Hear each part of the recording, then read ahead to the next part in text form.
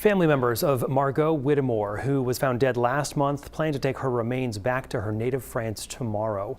Her husband, Sam Whittemore, is accused of murdering her and critically injuring his mother, Dorothy, at his parents' home in Reedfield. Police have released very few details, including the cause of death and a motive. Loved ones, meanwhile, continue to mourn the 32-year-old who is being remembered as a positive light to others. Roger Risley says it still doesn't seem real that his cousin Margaux is no longer on this earth. She's the supportive one. She's the positive one. She's the one giving advice. On February 19th, state police and Winthrop police officers found 32-year-old Margaux Whittemore outside this home in Reedfield after responding to an emergency call.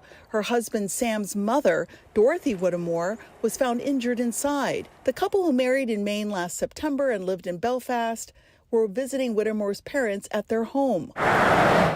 Whittemore was charged with murder and remains behind bars at the Kennebec County Jail pending a competency evaluation. Authorities have not released a cause of death, and all of the evidence has been impounded. Roger says it appeared that the couple had a good relationship, but he never got a chance to meet his cousin's husband. With scarce information on the case, loved ones have far more questions than answers. As far as the information we have right now, Sam's a killer. And, yes, we're kind of like angry and frustrated with it. Margaux Whittemore was born and raised in France. Her grandparents and Roger live in Houston. Roger says he and Margaux were close and often traveled together. In 2023, he visited her in Tahiti, where she had met and began a relationship with Sam. Earlier this week in Superior Court, a hearing was held on Whittemore's case here at the Capitol Judicial Center in Augusta.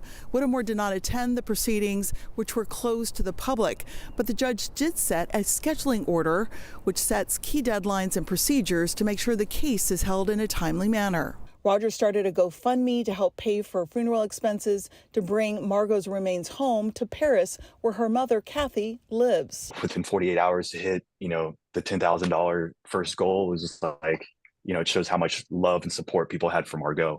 Nearly a month after his cousin's death, Roger plans to take a flight to France on Friday and bring Margaux home to her final resting place, so her mom can move on and mourn, and we can get her where she needs to be. And honor the memory of a young woman loved by many, lost too soon.